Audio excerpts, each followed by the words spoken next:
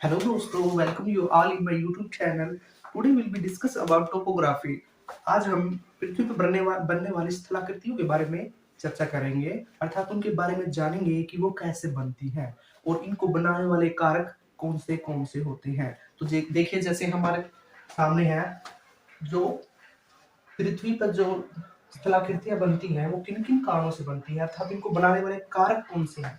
ये बनती है नदियों के द्वारा, भूमिगत जल के द्वारा, समुद्र के द्वारा, हवा के द्वारा और बर्फ के द्वारा। तो हम धीरे धीरे एक एक करके इन सब के बारे में जानेंगे। आज हम सिर्फ और सिर्फ नदियों के द्वारा बनने वाली स्थलाकृतियों के बारे में जानेंगे। नदियों के द्वारा बनने वाली स्थलाकृतियों के से पहले हम तीन टर्म्स को डिस्कस करते हैं, जैसे अपक्षय, अपरदन और हो गया निक्षेपण।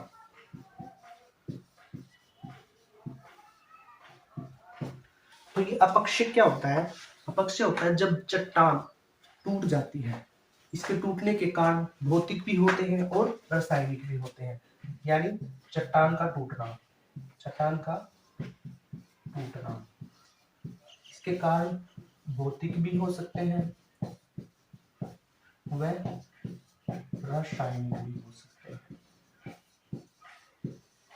भौतिक में जैसे भूकंप के द्वारा चट्टानों का टूट जाना पर्वतों से, और जैसे पृथ्वी जो क्या बोलते हैं नदियां हैं, वो इतनी तेज रफ्तार से बहती हैं पर्वतों पे, वो वहां से चट्टानों को काट देती हैं, अर्थात उनकी स्पीड के कारण वो चट्टानें टूट जाती हैं।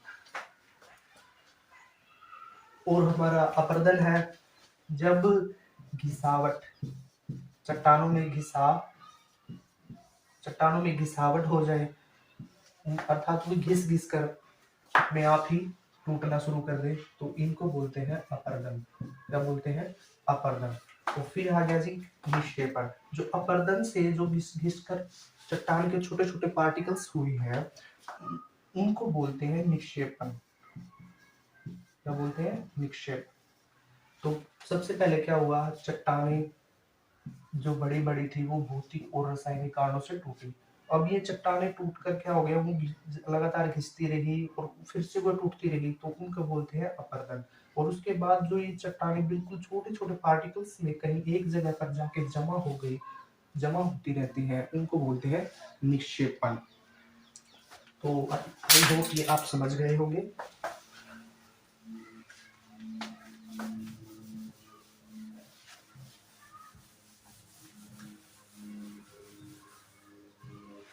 अब हम बात करते हैं नदी की अवस्थाओं के बारे में, अर्थात नदी की जो कितनी अवस्थाएं होती हैं। नदी की तीन अवस्थाएं होती हैं। नदियों की तीन अवस्थाएं होती हैं।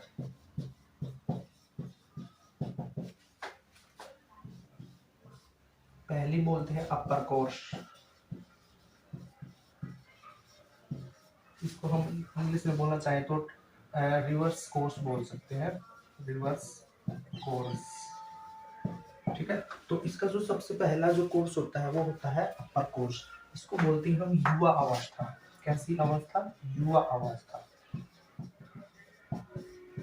युवा अवस्था में क्या, जैसे जब चट्टानों से नदियां बहुत तेज स्पीड में निकलती हैं, अर्थात उनकी जो स्पीड और उनकी गति बहुत ज्यादा तेज होती है, तो उसको बोलते हैं उसका अपर कोर्स।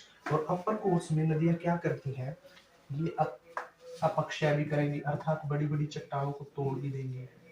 ठीक है, और वहां से अपरदन भी करेंगे, वहां से फिर जो छोटे छोटे पार्ट जो उनके टुकड़े हैं उनको भी उठा लेंगे, अर्थात उनको अपने साथ बहा लेंगे। बड़े वाले जो पत्थर होंगे वो तो वहीं टूट घिस के रह जाएंगे, उनको बाद में भी उन पत्थरों को भी वो तोड़ती और घिसती रहती है, जिसके कारण क्या बोलते हैं? अपरदन होता है। अब इसका दूसरी अवस्था होती है मिडल कोर्स।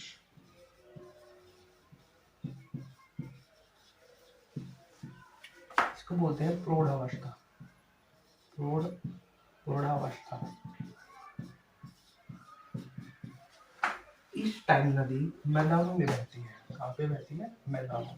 और यहाँ पर ये क्या करती है, अपक्ष तो कर नहीं सकती, अपक्ष तो होता है बड़ी बड़ी चट्टानों को तोड़ना। मैदानों में चट्टाने बिल्कुल कम होती हैं, और इसी प्रकार से यहाँ पे ये क्या क्या करेगी, ये करेगी अपरदन और निक्षेपण का कार्य करेगी। ठीक है, अपरदन और निक्षेपण का कार्य करेगा। और इसकी तीसरी अवस्था है इसकी वृद्धा अवस्था, इसको बोलते हैं लोअर कोर्स, वृद्धा अवस्था। वृद्धावस्था में नदियां क्या करती हैं, ये समुद्र में मिल जाती हैं, ये डेल्टा बनाती है, अर्थात डेल्टा बनाना। यहाँ पे इनकी स्पीड क्या होगी, बिल्कुल कम, लो। मैंने सिंबल बनाया एरो नीचे की तरफ, तो इसका मतलब इनकी स्पीड बिल्कुल कम हो जाती है। और यहाँ पे सिर्फ ये क्या करेंगी, अपरदन भी नहीं करेंगी। अब ये सिर्फ जो छोटे छोटे पार्टिकल्स हैं, अर्थात छोटी छोटी चट्टानें हैं, उनको क्या करेंगे, बहाकर एक जगह पर इकट्ठा करने के कार्य करेंगे, जैसे डेल्टा बनाते हैं। तो ये भी यहाँ पे सिर्फ ये क्या करेंगी, ये सिर्फ यहाँ पे निक्षेपण करेंगे। क्या करेंगे, निक्षेपण, निक्षेपण करेंगे। तो अब देखिए, नदियों की जो तीन अवस्था होती हैं, इनके जो कोर्स होते हैं, तो वो होती है अपर कोर्स में युवा अवस्था। उस टाइम नदी की स्पीड बहुत ज्यादा होती है, अर्थात हम यहाँ लिख सकते हैं कि नदी की स्पीड क्या होगी, बहुत ज्यादा होगी। और मिडिल कोर्स यानी प्रौढ़ अवस्था में कहाँ पे बहेगी, मैदानों में बहेगी। मैदानों में बहेगी तो यहाँ पर क्या होगा, अपरदन और निक्षेपण करेगी। और लोअर केस वृद्धावस्था में ये क्या करेगी, डेल्टा बनाएगी। ठीक है, अब चलिए आगे चलते हैं।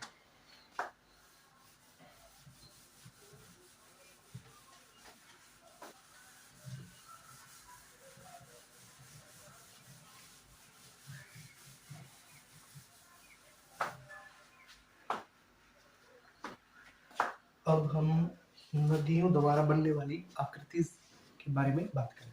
जैसे नदियां हमेशा कहाँ से निकलती हैं, पहाड़ों से निकली। ठीक है, जैसे ये यहाँ से हमारी नदी आ रही है,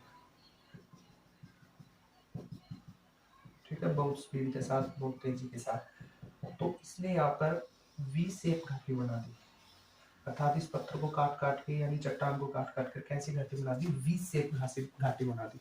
और ऐसे ही ये अपनी स्पीड के साथ चलती रहती है, तो आगे ये इस वी शेप घाटी को क्या करेगी, ऐसे काट देगी, यहाँ से भी इसके कोनों से भी काट देगी।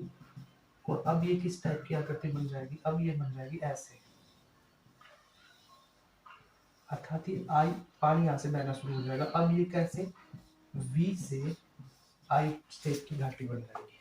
पहले देखो नदियां पहाड़ों से निकली, पर्वतों से, तो ये साइड बाय साइड की जो पर्वतों को काटती रही, तो ऐसे बहती रही। आने वाले टाइम के साथ साथ, समय के साथ साथ इसको ये इसने यहाँ से भी काटना शुरू कर दिया। तो अब ये किस टाइप की आकृति बनेगी, आई टाइप की। और पहले किस थी, ये वी टाइप की। तो नदियों द्वारा जो पहली स्थलाकृति बनाई जाती है, जहाँ से वो निकलती है, वो होती है आई शेप घाटी बोलते हैं। और दूसरी होती है वी शेप, अर्थात वी से आई शेप घाटी बनती है। ठीक है, और जो हमारी आई शेप घाटी होती है, इसको हम गार्ज बोलते हैं। क्या बोलते हैं, गार्ज, अर्थात इंग्लिश में बोले तो कैनियन।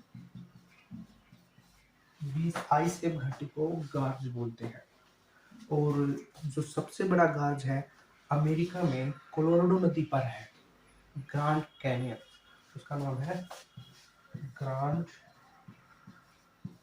कैनियन, जो यूएस में कोलोराडो नदी पे, कोलोराडो नदी पर है। ये दुनिया की सबसे ज्यादा बड़ी या गहरी आई शेप घाटी है। अब आगे हम चलते हैं।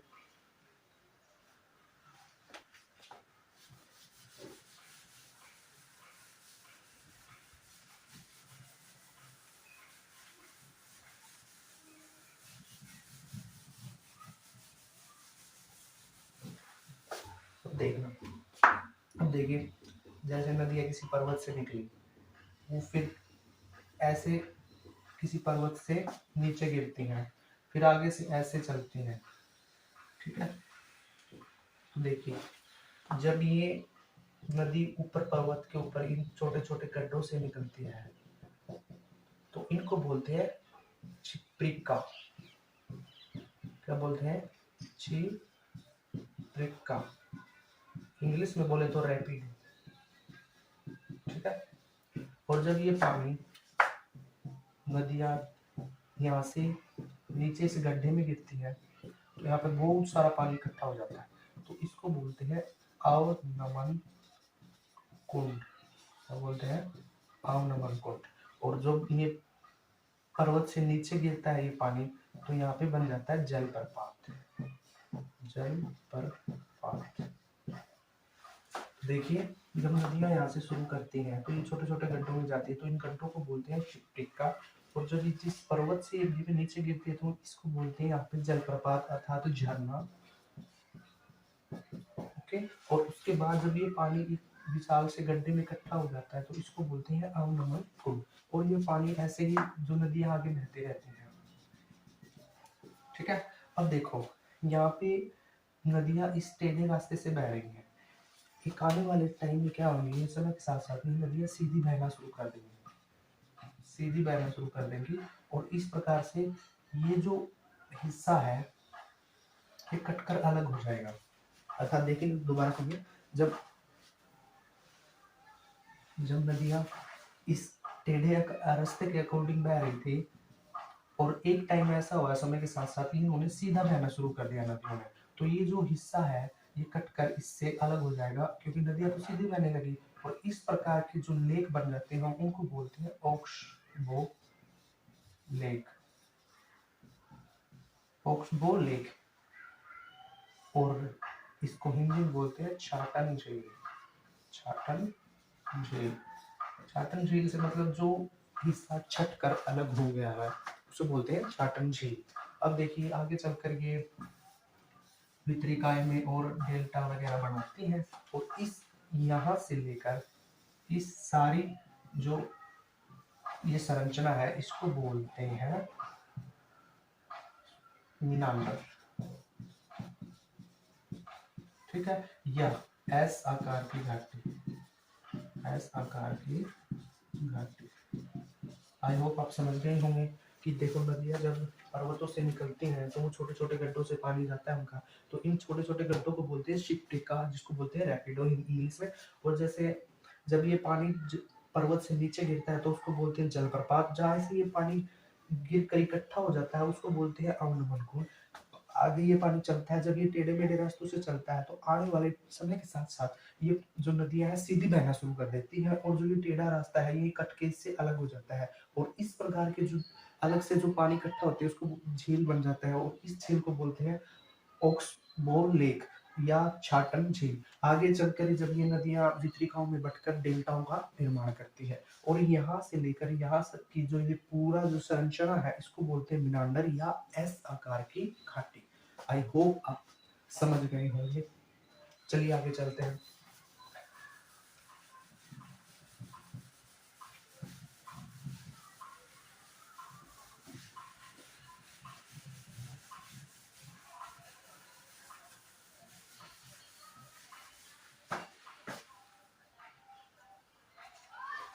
तो छाटन झील का पता लग गया। छाटन झील को जैसे हम डिफाइन करना चाहें, जब नदियां अपने टेढ़े मेढ़े रास्ते को छोड़कर सीधे रास्ते बहना शुरू कर देती हैं और जो टेढ़ा रास्ता से जो पहले जाती थी वो कटकर उस नए वाले रास्ते से अलग हो जाता है, तो उस प्रकार के जो झील बनती है उनको बोलते हैं छाटन झील। और इसके बाद आता है प्राकृतिक प्राकृतिक तटबंध। तटबंध अर्थात नेचुरल लेव्स। अब ये क्या होता है, जैसे नदियां बह रही हैं और ये अपने साथ जो भी कचरा कूड़ा लाती है ये अपने साथ साथ की जो इसकी बाउंड्रीज है दोनों तरफ की इस पर इकट्ठा करती रहती है। तो इस प्रकार से नदियों द्वारा बनाए गए तटबंध को प्राकृतिक तटबंध कहा जाता है। ठीक है। आई होप यू समझ गए होंगे। तो इसी प्रकार से अगली टर्म है अगली टर्म है हमारी, हाँ, एक बनता है डेल्टा, एक बनता है एस्चुरी। एस्चुरी और डेल्टा में क्या फर्क होता है, जैसे कोई भी नदियाँ जब समुद्र में मिलने से पहले, ये हमारा समुद्र है, बहुत से रास्तों में बढ़ जाती है, अर्थात इसकी जो स्पीड होती है बहुत कम होती है, पानी इधर की तरफ बहने लगता है। और ये क्या करती है, अपने साथ जितना भी कूड़ा कचरा लेके आई होती है वो यहाँ पे इकट्ठा करना शुरू कर देती है समुद्र में गिरने से पहले। तो इस प्रकार से जो बनते हैं उनको बोलते हैं डेल्टा, नदियों के द्वारा बनाए गए डेल्टा। और इस प्रकार ये इसमें समुद्र में डालती रहती है, इसको तो बोलते हैं जी डेल्टा, डेल्टा निर्माण। एक होता है एस्चुरी, इसको हिंदी में बोलते हैं ज्वार नद। अब ये ज्वार नद क्या होता है, होता ये भी यही है, लेकिन इसमें क्या होता है, जब नदियां आ रही होती है तो उसके एक साइड, दोनों साइड अगर पर्वत हो, यानी समुद्र में गिरने से पहले उसके दोनों साइड क्या हो, पर्वत हो, तो इस प्रकार से जब ये नदियां अपना पानी इसके अंदर समुद्र के अंदर डालती है, अर्थात जो कचरा कचरा डालती हैं, तो ऐसे उल्टा ओक्स बो की तरह बन जाता है, यानी गोखुर की तरह बन जाता है। गोखुर का मतलब गो, जो गाय होती है उसके जो खुर होते हैं उल्टे खुर की तरह दिखता है, तो इसे बोलते हैं गोखुर। तो इस प्रकार के गोखुर डेल्टा का निर्माण या एस्चुरी ज्वार नद का निर्माण करते हैं, ज्वार नद का निर्माण करते हैं। तो दो चीज देखी हमने, पृथ्वी जो नदियां हैं डेल्टा बनाती है और एस्चुरी बनाती है, और ये दोनों भी बना सकती है। कैसे, अगर इसके एक साइड पर्वत हो और एक साइड खाली मैदान हो, तो इस साइड से तो ये ज्वार नद बना देंगी और उस साइड से ये क्या बना देंगी, डेल्टा। इसको दोबारा देखते हैं।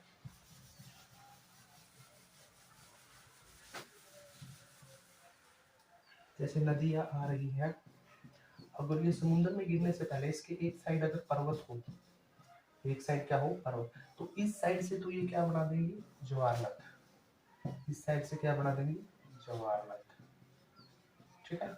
और उस साइड से ये बना देंगी डेल्टा, क्योंकि उस साइड कोई पर्वत नहीं है, उस साइड खाली जमीन है, समुद्र में गिरने से पहले वहां के अपना देंगे डेल्टा, और इस साइड ये बना देंगे ज्वार नद, जब इसके एक साइड पर्वत हो, किसके, नदी के, और एक साइड उसके मैदान हो, यानी एक नदी ज्वार नद और डेल्टा दोनों बना सकती है, ठीक है।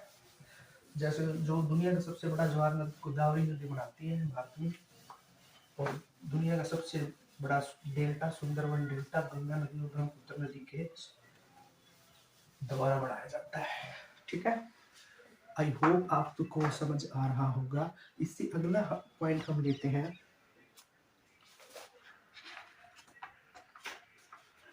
हाँ जी।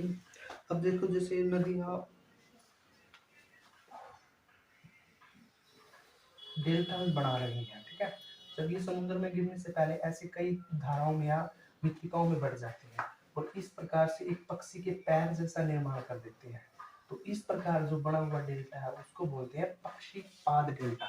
कौन सा डेल्टा, पक्षी पाद डेल्टा, ठीक है, क्योंकि पक्षी के जो पाद मतलब होता है पैर, तो पक्षी के पैर जैसा दिख रहा है, इसलिए इसको बोलते हैं पक्षी पाद डेल्टा, ठीक है। अब देखो,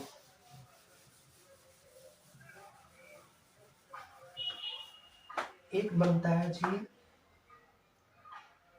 समुद्र की लहरों द्वारा झील बनता है,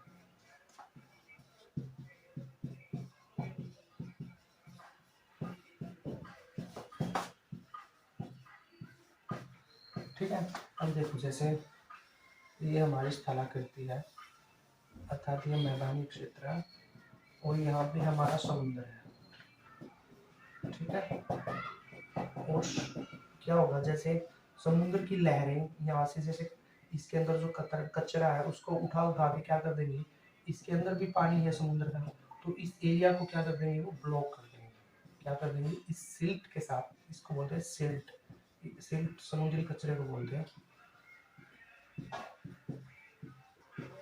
समुद्री कचरे के साथ इसके जो ये जो स्थलाकृति है जिसके अंदर पानी है, इसको ये बंद कर देती है यहाँ से, यानी धकेल धकेल के लहरें इस झील का निर्माण कर देती है। और इस प्रकार से बनी हुई झील को बोलते हैं लैगून झील। कौन सी झील? लैगून झील। जैसे हमारे इंडिया में उड़ीसा की चिल्का झील है, वो लैगून झील है। लैगून झील के का जो पानी होता है वो कैसा होता है? खारा। जो इसका पानी होता है वो कैसा होता है? खारा होता है। और ये बंदरगाहों के लिए बहुत उपयोगी होता है।